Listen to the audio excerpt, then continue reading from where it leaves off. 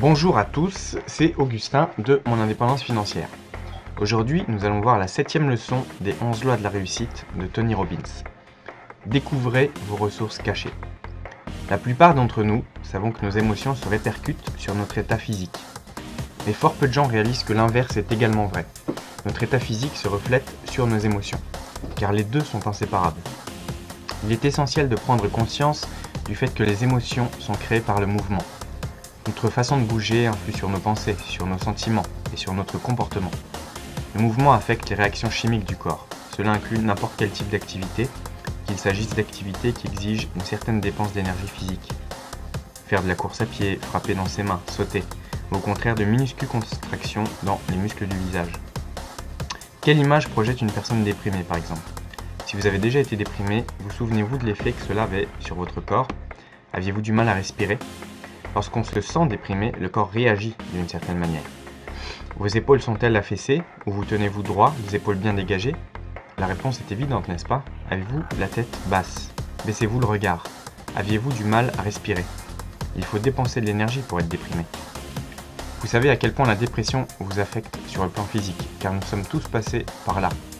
Même Charlie Brown, le héros des bandes dessinées Peanuts de Charles Schulz. Je vais vous faire part d'une intéressante découverte scientifique. De nombreux chercheurs ont étudié l'impact des émotions sur le corps.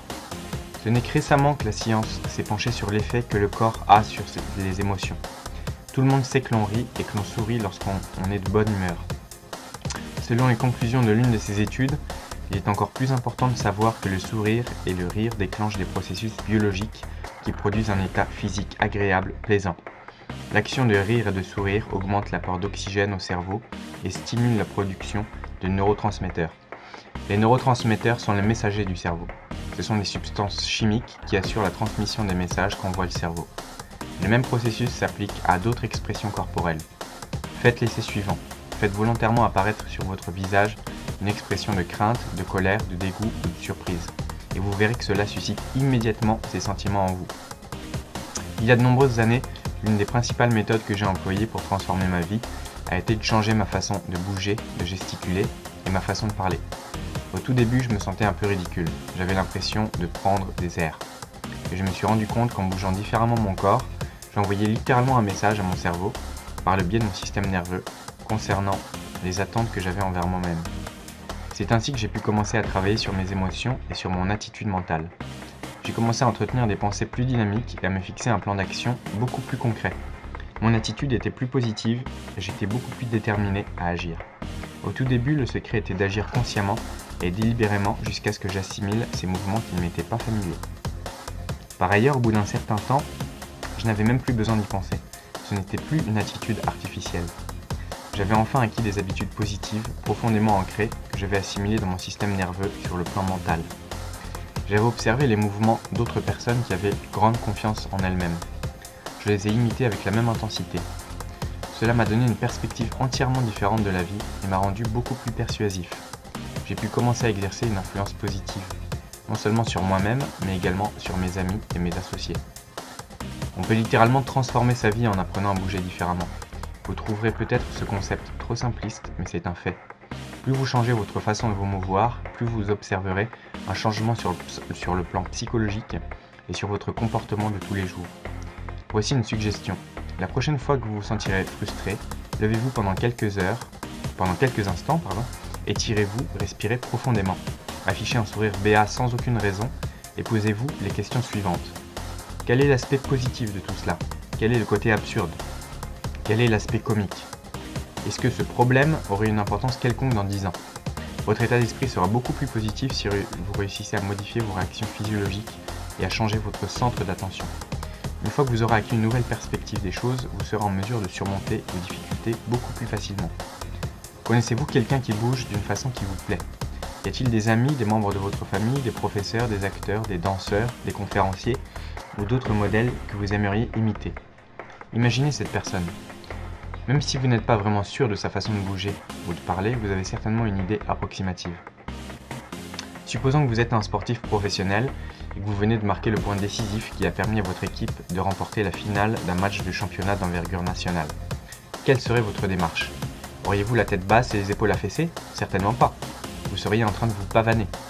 Votre attitude corporelle manifesterait « je suis le meilleur ». Cela changerait-il vos sentiments et votre façon d'agir? Il n'y a aucun doute à ce sujet.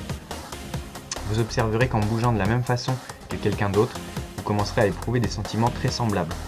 Dès maintenant, avant de passer au chapitre suivant, faites-en donc l'expérience.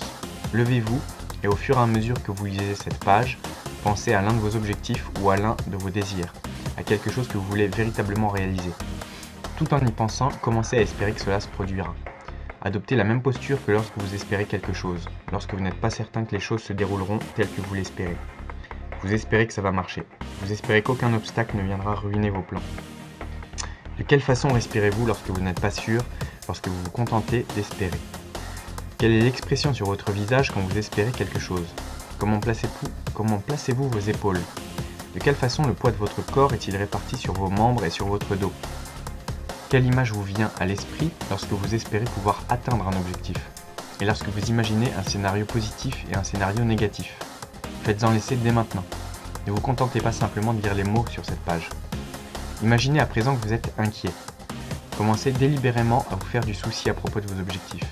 Faites cela pendant quelques minutes pour voir quel effet cela aura sur votre corps. Que faites-vous de vos mains lorsque vous êtes inquiet? Dans quelle position se trouvent vos épaules? Ressentez-vous de la tension à un endroit particulier de votre corps? Est-ce que le rythme de votre respiration ralentit ou bien vous empêchez-vous de respirer? Les muscles de votre visage sont-ils tendus? Quel est le ton de votre voix lorsque vous êtes inquiet? Que visualisez-vous? Vous imaginez-vous en train d'échouer? Imaginez-vous le pire scénario possible? Faites-en à nouveau l'essai.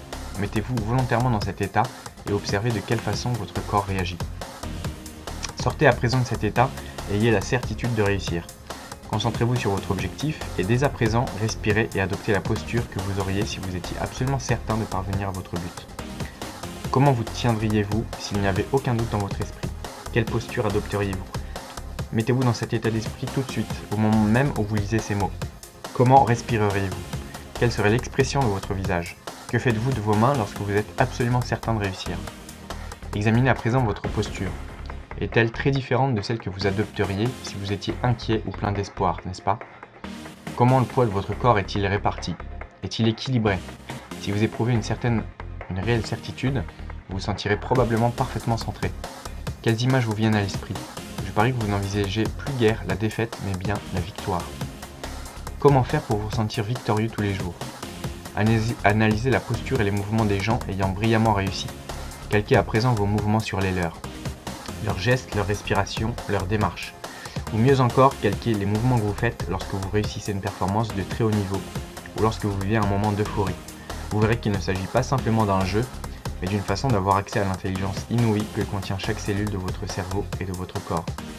En adoptant les mêmes mouvements et les mêmes rythmes de respiration, vous récolterez les mêmes récompenses. Lorsque vous aurez l'occasion de faire la connaissance de modèles de succès, de confiance et de bonheur, ne vous bornez pas à analyser uniquement leurs mouvements. Apprenez également à les écouter. Prêtez attention à leur façon de s'exprimer et vous apprendrez ainsi à conquérir. Ce sera le sujet de la 8e leçon, le vocabulaire du succès. Voilà, j'espère que cette petite lecture vous aura plu. Je vous ai mis le lien du livre dans la description. N'hésitez pas à liker, à commenter, à partager si vous avez apprécié. Et je vous dis à très bientôt pour une nouvelle vidéo.